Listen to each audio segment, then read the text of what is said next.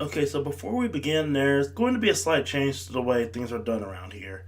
Instead of going through the entire plot, I'm just going to do a quick plot synopsis. Mainly so that we have more time for me to go more in depth with my opinions on the movies, as well as considering the fact we're getting into some of the more recent movies, meaning there's a chance of spoilers for people who haven't seen them yet. I'm just assuming that a lot of people dropped off after third gen watching the anime, so going ahead fourth gen, we're gonna be just quick synopses. Minor spoilers, of course, but again, you should really watch the movies anyway because they're pretty decent. And today's movie, The Rise of Darkrai, is a perfect test case considering it, as well as the next few movies in the Diamond and Pearl series of movies, are the Pokemon movies' first attempt at honest to God continuity between films. If they ultimately succeed or not, I'll leave for the final movie in the trilogy, but it's still an interesting experiment, especially considering how episodic the movies have been up to this point. So let's get back to our normal routine for these episodes. Originally released in Japan on July 14, 2007, and in the US on February 24, 2008, The Rise of Darkrai is the first of the Diamond and Pearl series of movies, as well as their experiment with continuity. To be honest, this is going to be my favorite of the Diamond and Pearl series, so you can take that as you will in terms of quality for the rest of the movies in the trilogy, even though Zoroark is also a movie in this series, so yeah. So how about we get on to the plot, shall we? Our movie takes place in the city of Alamos Town, with Ash and friends, now with Dawn instead of May and Max, heading to yet another festival. Seriously, this can be a counting gag if I ever brought it to count. However, when odd goings on start occurring throughout the town, everyone starts pointing the proverbial finger towards Darkrai. With literally everyone after it, Ash and friends try to uncover the mystery of Darkrai, as well as the occurrences in town, or risk becoming trapped within the town forever thanks to a thick fog that begins to surround it. So, like with all movies, we have our movie newcomers, our people who are just here to be in the movie for plot or whatever reason. In this case, they are super bland with one exception.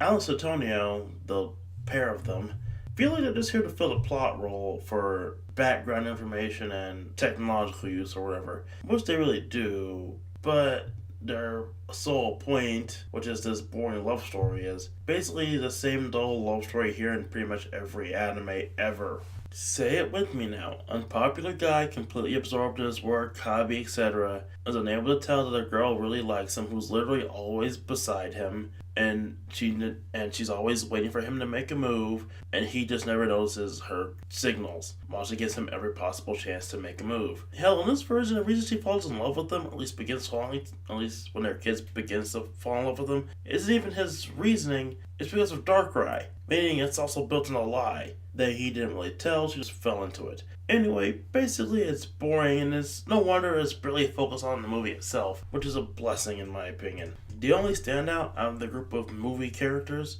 in this movie is Baron Alberto, who's pretty much literally Gaston for whipping an entire town into a frenzy in order to hunt the beast. In this case, the beast is Darkrai. Literally has the same plotline as Gaston was wanting to marry a chick who's not into him, and then sending out an entire mob to try and kill a monster, which isn't really a monster. On top of that, he has some really funny scenes with Team Rocket, especially after he gets transformed into a Licky Licky.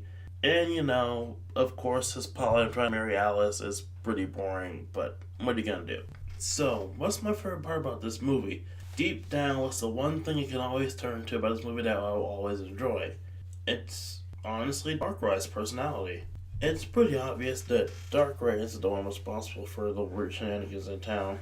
So it turns out it's Palkia who's been trying to arrest since it had a bout with Dialga when they came across each other, and they got his butt kicked. Basically, hiding out and dragged to town, there was a gigantic distraction to hide himself away from Dialga. Darkrai just happened to find it first thanks to the spatial anomaly and him being already in the town. Ultimately, Darkrai's purpose is to try and stop the two from destroying town while they're fighting. And with everyone thinking it's the bad guy, also suffering injuries from both sides. And that's what I love about it. Even with everyone attacking it, even with trying to fight against two Pokemon who are considered nigh invulnerable gods, even with all the stuff it's endured, Darkrai gets up and does what it thinks is right, trying to defend the town, specifically the garden of the town, out of memory of a little girl who gave it a chance. That is an awesome character. That is why Darkrai is the best thing about The Rise of Darkrai, because it's such an amazing character that it's kind of impossible not to be somewhat inspired or be amazed by it. It's kind of touching in a way, especially with Darkrai sacrificing in the movie. Again, I mentioned there will be spoilers. Might possibly one of the saddest moments since the very first Pokemon movie. And honestly, if I had anything to compare this, pretty much this character to, it would be Mewtwo in the first Pokemon movie. But that's a whole other topic of discussion for a whole other day. So, what about Ash and everyone else? Well, they're there, lack of a better term. Honestly, it feels like Ash and friends are just lost in the shuffle of everything else going on. The stuff involving Darkrai, Palkia, and Dialga is more interesting than anything they're doing, and literally they only show up towards the end of the movie in order to resolve the plot. On top of that, with bearing out Belcho and, Alice and Antonio having their own little subplots here and there, it's pretty hard for them to cram anything in for Ash and friends. But they did only manage to do it once in the third movie. The best of all these, where they managed to cram in the stuff with the little girl, the stuff with Dente, Ash's mom, Professor Oak and his group, as well as having a major focus on Ash and his friends to go on a rescue mission to save his mom. That's a lot of stuff for a little over an hour of a movie. And with new writing techniques and technology nowadays for this movie, you'd think there would be a bit more. On top of that, because there's definitely a lot more funding. But nope, we get the bare minimum for it, which is really much of a shame. I don't know. Maybe Ash and friends could have had a better role than just minor supporting characters in their own damn movie. But aside from that little tidbit, this movie's really good. I didn't say they were perfect, but maybe it's probably possibly the best example of a Pokemon movie we can have.